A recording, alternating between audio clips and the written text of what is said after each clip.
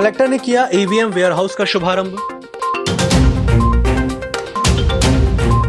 मानपुर पुल के पास हमेशा रहने वाले जलभराव और कीचड़नुमा बड़े बड़े गड्ढों से राहगीरों को मिलेगी निजात। और साले, रानी कुठार, खैरगोंदी, पंडरा पानी में की गई छापामार कार्रवाई, 1,26,000 रुपए का महुआ लाहन जब्त। नमस्कार, बालाघाट लाइव के इस बुलेटिन में आपका स्वागत है। मैं हूं आपके साथ आकाश। अब देखते हैं खबरें विस्तार से। विधानसभा और लोकसभा निर्वाचन के पश्चात ईवीएम और वीवीपैट मशीनों को सुरक्षित रखने के लिए कलेक्ट्रेट परिसर में नया वेयर हाउस बनाया गया है। कलेक्टर और जिला निर्वाचन अधिकारी दीपक आर्य ने आज पूजा अर्चना करने के बाद फीता काटकर इस वेयर हाउस का शुभारंभ किया। इस अवसर पर अपर कलेक्टर फ्रैंक नोबेले, निर्वाचन पर्यवेक्षक दिलीप पटले, निर्वाचन कार्यालय का स्टाफ मौजूद था। ईवीएम को सुरक्षित रखने के लिए बनाए गए इस वेयर हाउस में इलेक्ट्रॉनिक वोटिंग मशीन की कंट्रोल यूनिट, बैलेट यूनिट और वीवीपैट मशीनों को रखने के लिए भूतल पर 3 कक्ष और प्रथम मंजिल पर 3 कक्ष बनाए गए हैं। लालबर्रा नगर मुख्यालय से गुजरने वाले राजमार्ग 26, जो आज अपनी दुर्दशा पर बेहद आंसू बहा रहा है, उस मार्ग में चलने वाले राहगीरों को एक और भारी परेशानियों का सामना तो करना ही पड़ता है, तो वहीं दूसरी ओर जानलेवा गड्ढे बड़ी दुर्घटनाओं को आमंत्रण दे रहे हैं। वहीं कुछ लोग इस सड़क में आए दिन दुर्घटना के शिकार भी हो जाते हैं। विभाग भी लीपापोती तो दूर की बात, उन जानलेवा गड्ढों को भरने की जहमत तक नहीं उठा रहा है, जिससे आए दिन लोगों में दुर्घटनाओं का खतरा बना रहता है। अवैध मंदिर विनिर्माण, परिवहन और विक्रय की रोकथाम के लिए कलेक्टर दीपक आर्य के निर्देश पर जिले में चलाए जा रहे अभियान के तहत आज जिला आबकारी अधिकारी विनोद खटीक के मार्गदर्शन में जिले की संयुक्त टीम द्वारा व्रत वारासिवनी के विभिन्न ग्रामों में मुखबिर की सूचना के आधार पर छापामार कार्रवाई कर 1,26,000 रुपए का महुआ लाहन जब्त किया गया। आबकारी विभाग की संयुक्त टीम द्वारा 12 अक्टूबर को ग्राम साले, रानी कुठार, गणेश टोला के नाले के किनारे और खैरगोंदी, पटरापानी के जंगल के किनारे झाड़ियों में छुपाकर रखे अलग अलग स्थानों से 15 प्लास्टिक के ड्रम, 20 प्लास्टिक डिब्बों और 30 मटकों में भरी कुल 2100 किलोग्राम हाथ भट्टी कच्ची शराब बनाने के लिए तैयार लाहन जब्त कर नष्ट की गई। राज्य मंत्री रामकिशोर कावरे ने आज जिला अस्पताल में कोविड-19 आईसीयू वार्ड का शुभारंभ किया। इस आईसीयू वार्ड के बनने के साथ ही अब बालाघाट में कोरोना के गंभीर मरीज छिंदवाड़ा या नागपुर या जबलपुर के लिए रेफर नहीं होंगे, उन्हें स्थानीय स्तर पर ही स्वास्थ्य सुविधा उपलब्ध होगी। आयुष मंत्री रामकिशोर कावरे ने कहा कि कोविड-19 के संक्रमण को देखते हुए कोरोना के मरीजों की बढ़ती संख्या के कारण सुविधाओं की कमी महसूस की जा रही थी, क्योंकि कोविड-19 को लेकर शासन प्रशासन और हमारे चिकित्सक विभाग ने अच्छे कार्य किए हैं। वन विभाग के दक्षिण उत्पादन वन मंडल के अंतर्गत आने वाले गर्रा कष्टागार में उत्पादन परिक्षेत्र अधिकारी के आवास के आसपास पिछले कई दिनों से 3 राष्ट्रीय पक्षी मोर विचरण कर रहे हैं, जो समूचे कष्टागार परिसर और आसपास में रहने वाले लोगों के बीच चर्चा का विषय बना हुआ है। आखिर ये परिक्षेत्र अधिकारी के निवास के इर्द गिर्द ही क्यों विचरण कर रहे हैं, जबकि वे जंगली पक्षी हैं और उन्हें जंगल में होना चाहिए। इसके लिए विभाग के द्वारा उसके प्राकृतिक रहवास में सुरक्षित छोड़ दिया जाना चाहिए, लेकिन आवासीय क्षेत्र में इस तरह मोर पक्षियों का समूह का विचरण करना उनके लिए खतरा बन सकता है। इस बुलेटिन वक्त चला एक छोटे से ब्रेक का, जल्द हाजिर होंगे। नागपुर की सुविधाएं अब छिंदवाड़ा में। शहर के सबसे आधुनिक dental clinic, dedicated implant facility के साथ Chaturvedi dental clinic, doctor Rahul Chaturvedi, MDS, fix दांत एवं बत्तीसी लगाने के स्पेशलिस्ट। क्लिनिक में उपलब्ध सुविधाएं: दांतों की सड़न का इलाज, लैमिनेट द्वारा दांतों का सौंदर्यीकरण, आड़े टेढ़े दांतों को ठीक करना, स्माइल डिजाइनिंग, फिक्स बत्तीसी, dental implant, cast partial denture, root canal treatment, fix cap एवं ब्रिज, निकलने लगाने वाली बत्तीसी। समय सुबह 11 बजे से रात्रि 9 बजे तक, सोमवार से रविवार। स्थान पोला ग्राउंड, पांडे नर्सिंग होम के सामने, छिंदवाड़ा। मोबाइल नंबर 9755496232 और 8839315742। हर घूंट सेहत से भरपूर, without sugar, without caffeine and with natural tea colour. Ayur Amrit herbal tea अपनाइए, जो हृदय के लिए रामबाण औषधि है। अब टी नहीं, सिर्फ आयुर अमृत हर्बल टी।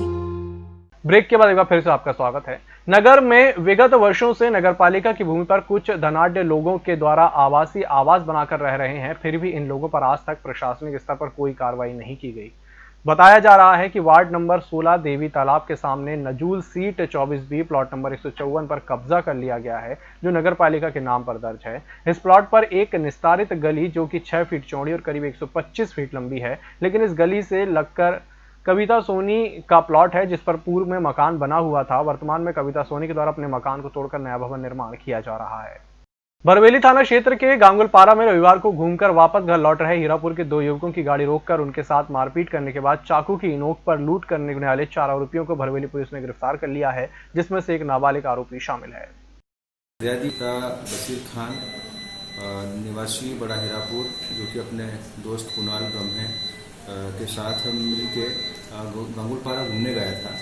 जो वहाँ घूमने के बाद में 2:30 बजे करीब वापस आ रहे थे अपनी स्कूटी गाड़ी से, तो तिकारी नाला के पास में एक और स्कूटी गाड़ी, वहाँ पे 4 लड़के जो बैठे थे वो उनको रोका और उनके साथ में मारपीट करने लगे। मारपीट करने के दौरान जो फरियादी मोहम्मद कैफ है, उसका साथी कुणाल ब्रह्मे वहाँ से डर के मारे भाग गया। जो ये 4 आरोपी हैं, इनमें से जो लाल शर्ट पहना था उन्हें जो मोहम्मद कैफ फरियादी के से मोबाइल छीन लिया, और जो साथी जो काली शर्ट पहने वाले जो आरोपी हैं उन्हें चाकू दिखा के डराया धमकाया और इनसे मोबाइल और इनकी गाड़ी की चाबी लेके ये 4 लड़के जो बरवेली तरफ भाग के आए, क्योंकि वहाँ घटनास्थल से करीब 4-5 किलोमीटर दूर पड़ता है। बाद मौके से फरियादी ने अपने दोस्त फारूक को फ़ोन किया जो बरवेली में था कि हमारे साथ इस तरह घटना हुई है, वो 4 लड़के हैं जो स्कूटी से बरवेली तरफ आ रहे हैं। तो जो फारूक हैं वो अपने दोस्तों के साथ में यहाँ बरवेली में उनकी निगरानी की कि किस तरफ को टवेझरी चौक के पास में पेट्रोल पंप है, वहाँ पर ये 4 लड़के जो है जाते हुए स्कूटी से दिखे, जिनको रोकने का प्रयास किए। उस दौरान एक आरोपी जो भाग गया, वो 3 को उनने पकड़ लिया। उस समय वहाँ पुलिस भी पहुँच गई थी। इन तीनों के जो है तीनों के खिलाफ मारपीट के साथ में लूट करने का प्रकरण फरियादी की रिपोर्ट पर दर्ज किया गया है और तीनों आरोपियों को कल रात में ही गिरफ्तार कर लिया गया है। गत दिवस जल संसाधन राज्य मंत्री रामकिशोर कावरे ने बालाघाट स्थित जल संसाधन विभाग के कार्यालय में बैठक बुलाई, जिसमें मंत्री कावरे ने जल संसाधन विभाग के अधिकारियों को निर्देशित किया कि सभी अधिकारी अपने कार्यों को लेकर गंभीर हो जाएं। बालाघाट जिले में नई परियोजनाओं के सर्वे और एस्टीमेट बनाकर विभागीय स्तर पर भिजवाएं। इन परियोजनाओं के लिए बजट की कोई कमी नहीं आने वाली है। तिरोड़ी थाना परिसर में नवदुर्गा स्थापना को लेकर शांति समिति की बैठक आयोजित की गई, जिसमें कटंगी एसडीओपी PJN मरकाम, तिरोड़ी तहसीलदार भगवान दास कुमरे, तिरोड़ी थाना प्रभारी चैन सिंह उइके की उपस्थिति में शांति समिति की बैठक हुई, जिसमें कोरोना संक्रमण के चलते सार्वजनिक कार्यक्रम नहीं किए जाने और मूर्ति का आकार छोटा रखने और पूजा स्थल पर ज्यादा भीड़ एकत्रित न हो और सोशल डिस्टेंसिंग पालन करने के निर्देश दिए गए। कोतवाली थाना क्षेत्र के वार्ड नंबर 13 में किराए के मकान में रहने वाले नगरपालिका में पदस्थ प्रकाश ठाकुर सहायक राजस्व निरीक्षक का शव पुलिस ने बरामद कर मरकाम कर जांच शुरू कर दी है। बताया जा रहा है कि शहर के वार्ड नंबर 13 में किराए से रह रहे नगरपालिका में सहायक राजस्व निरीक्षक के पद पर पदस्थ प्रकाश ठाकुर का शव कमरे से बरामद कर लिया गया है। हालांकि अभी मृतक की मौत किस वजह से हुई है, इसका कारण अज्ञात है। मुझे सूचना मिली ऑफिस में कर्मचारी द्वारा कि ये मिस्टर प्रकाश सिंह सहायक राजस्व निरीक्षक हैं, तो 2 घंटे से कोई उनका रिप्लाई नहीं आ रहा, फिर भी नहीं पहुँचे हैं। इस संबंध में सब हरकत में आए कर्मचारीगण और मैं भी यहाँ पहुँचा, तब यहाँ पे पाया कि दरवाज़ा बंद है और CG नहीं रहे हैं। तो पुलिस डिपार्टमेंट में सूचना दी गई, पुलिस डिपार्टमेंट यहाँ पे आई और सर कब से पदस्थ थे यहाँ पे? ये सर नवंबर 2019 से पदस्थ थे यहाँ पर सहायक राजस्व निरीक्षक पद पे। मूलतः कहाँ के रहने वाले? मूलतः ये रीवा के रहने वाले हैं। भारतीय जनता पार्टी के मंडल मलाजखंड और बिरसा में कार्यकर्ता सम्मेलन का आयोजन सामुदायिक भवन बिरसा में आयोजित किया गया। इस दौरान आयुष मंत्री रामकिशोर कावरे ने अपने उद्बोधन में इस बात का विश्वास दिलाया कि जिले में कहीं पर भी अब किसी किसान को उनकी सिंचाई के लिए परेशानी नहीं उठानी पड़ेगी। भाजपा का मंडल स्तर का भी पदाधिकारी होना भी बड़े सौभाग्य की बात है। पार्टी कार्यकर्ताओं के काम, उनकी लगन और मेहनत को कभी नहीं भूलती। ग्राम स्तर पर सत्ता संगठन का समन्वय और विकेंद्रीकरण स्थापित करना हमारा प्रमुख लक्ष्य है।